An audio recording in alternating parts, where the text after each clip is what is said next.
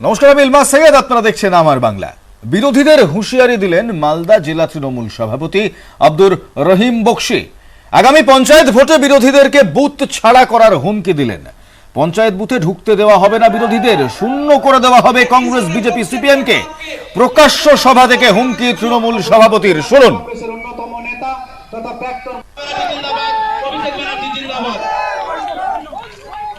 আগামী পঞ্চায়েত নির্বাচনে তারা যোগ্য জবাব দিব তোমাদেরকে।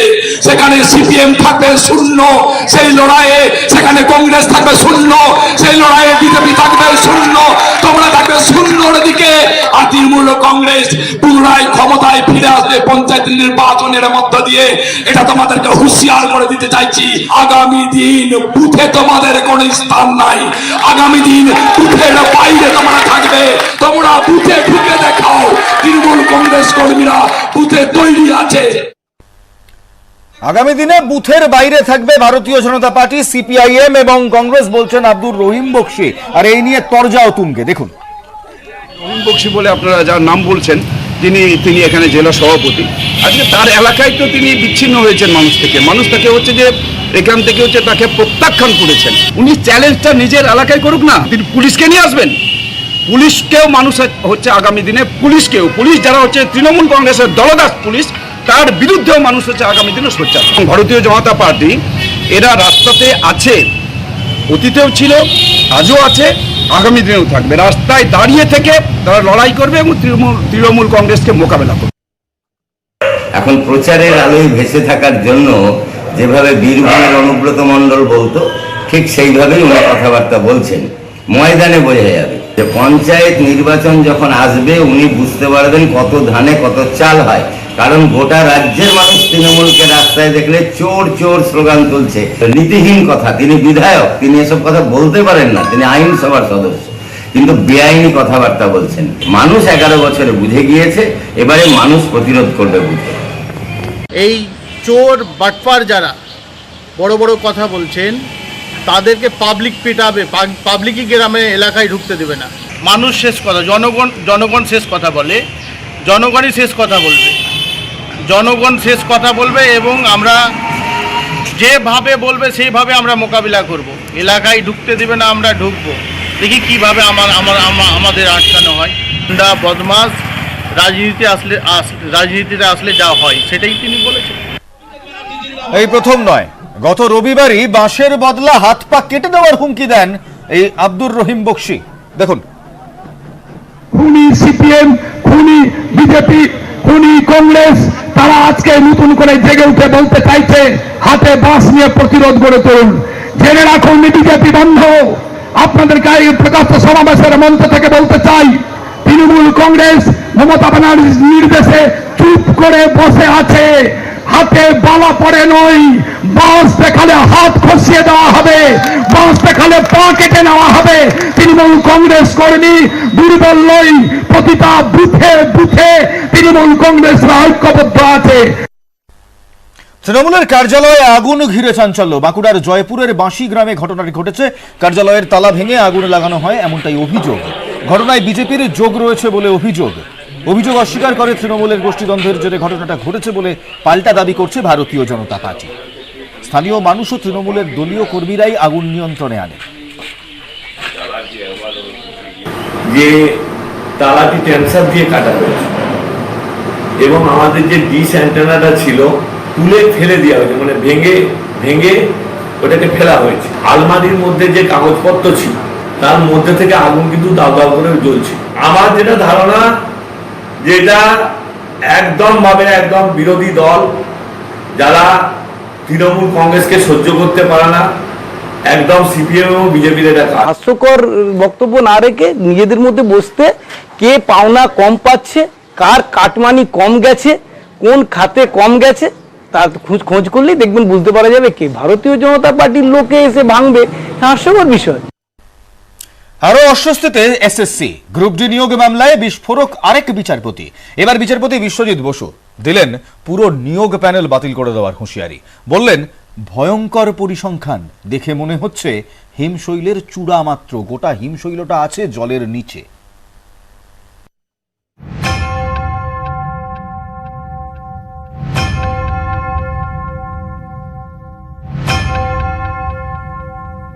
চাকরি দিলেন কলকাতা হাইকোর্টের বিচারপতি অভিজিৎ গঙ্গোপাধ্যায়।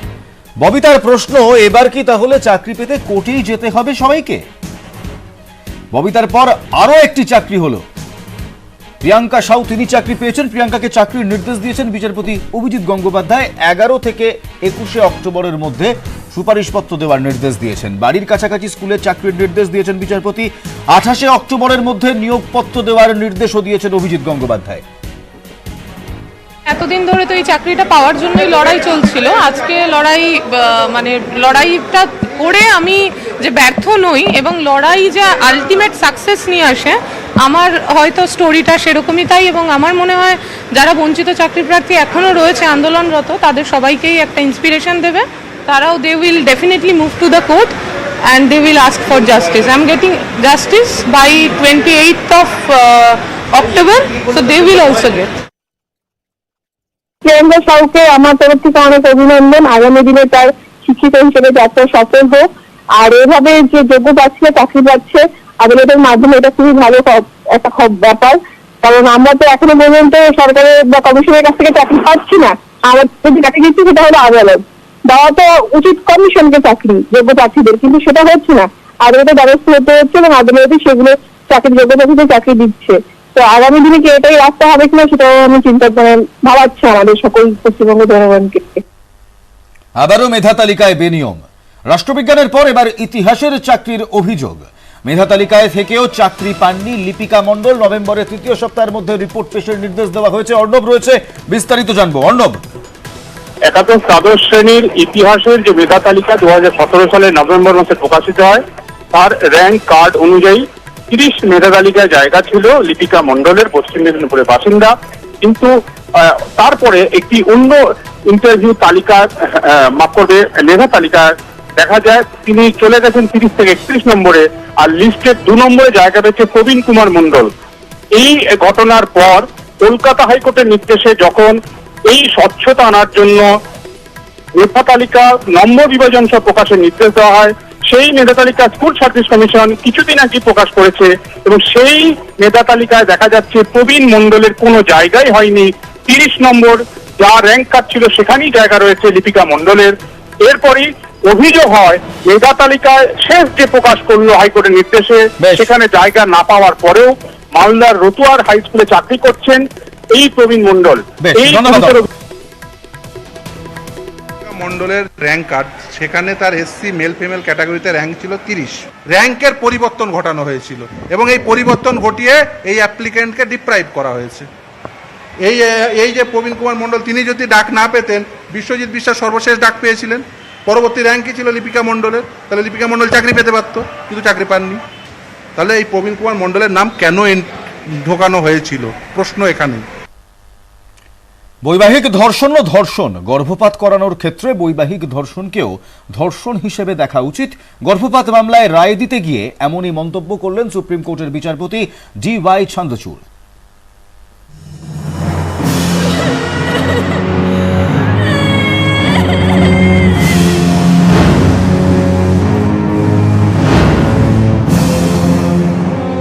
বৈবাহিক ধর্ষণকে কি ধর্ষণ বলা যায়? এ নিয়ে আইনি তর্ক বহুদিনের। এই প্রেক্ষাপটে বৃহস্পতিবার গর্ভপাত মামলায় রায় দেওয়ার সময় সুপ্রিম কোর্টের বিচারপতি DY চন্দ্রচূড় বলেন, গর্ভপাত আইন কার্যকর করার ক্ষেত্রে বৈবাহিক ধর্ষণকেও ধর্ষণ হিসেবে দেখা উচিত। কাউকে তার স্বামী ধর্ষণ করলেও সেটা ধর্ষণই। এই ধর্ষণের জেরেই গর্ভবতী হলে তিনিও গর্ভপাতের আবেদন জানাতে পারবেন। সেক্ষেত্রে ওই নির্যাতিতা স্ত্রীকে ধর্ষিতা হিসেবেই বিচার করতে হবে এবং গর্ভপাতের অনুমতি দিতে হবে। বৈবাহিক ধর্ষণ নিয়ে বলতে গিয়ে এদিন বিচারপতি চন্দ্রচূড় মন্তব্য করেন, যার সঙ্গে ঘনিষ্ঠ সম্পর্ক রয়েছে তিনিও ধর্ষণ করতে পারেন। অনেক সময় এটা আমরা বুঝতে চাই না। তবে বৈবাহিক ধর্ষণও ধর্ষণ, এই মন্তব্য যে শুধুমাত্র গর্ভপাতের আইনের জন্য, এদিন সেটাও স্পষ্ট করে দেন বিচারপতি DY চন্দ্রচূড়। নিউজ 18 বাংলা। চা শ্রমিকদের বোনাস 2 কিস্তিতে, শ্রমিকদের এই দাবি ঘিরে চায়ে গরম পাহাড়। এরই মাঝে উধাও 10টি চা বাগানের ম্যানেজার, জানিয়ে নতুন করে পাহাড়ে এখন শোরগোল।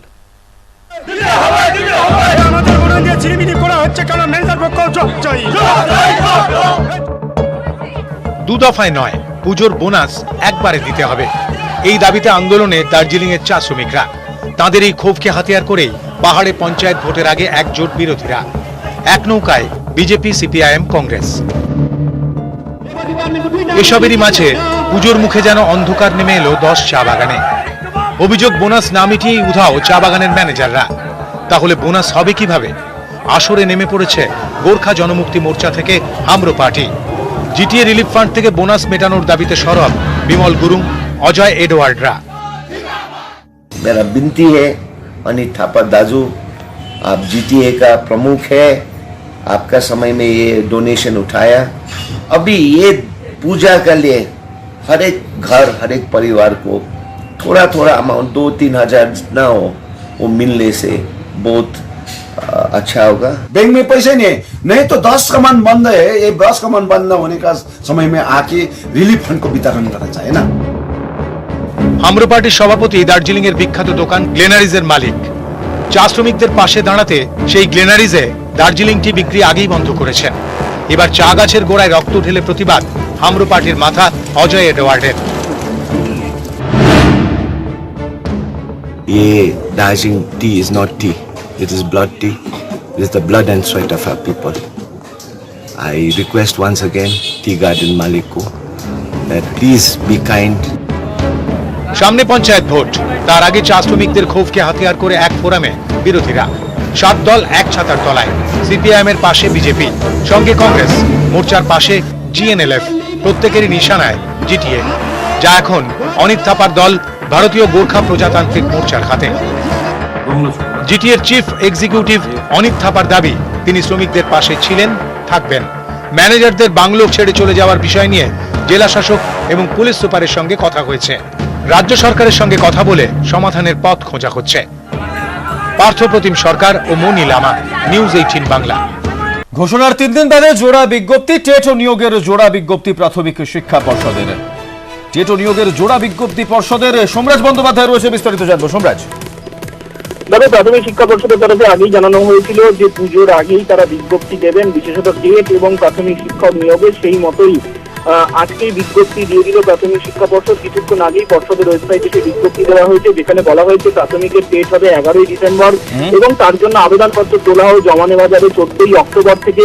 পাশাপাশি নিয়োগের জন্য আবেদনপত্র তোলা এবং জমা নেওয়া হবে 20 অক্টোবরের পর থেকে, এমনটাই বিজ্ঞপ্তি দিয়ে জানানো হয়েছে প্রাথমিক শিক্ষা পর্ষদের। হেলিকপ্টারের মতো দেখতে ড্রোন থেকে পুষ্পবৃষ্টির মাধ্যমে উদ্বোধন হলো ইসলামপুর কমল মেমোরিয়াল ক্লাবের পুজো। ক্লাবের সুবর্ণ জয়ন্তী বর্ষপূর্তিতেই এই অভিনব উদ্যোগ, জানিয়েছেন ক্লাবের সম্পাদক নিজে। উদ্বোধনী অনুষ্ঠানে উপস্থিত অভিনেত্রী ঋতিকা সেন। হেলিকপ্টার দেখতে ক্লাবের সামনে ভিড় জমিয়েছেন সাধারণ মানুষ।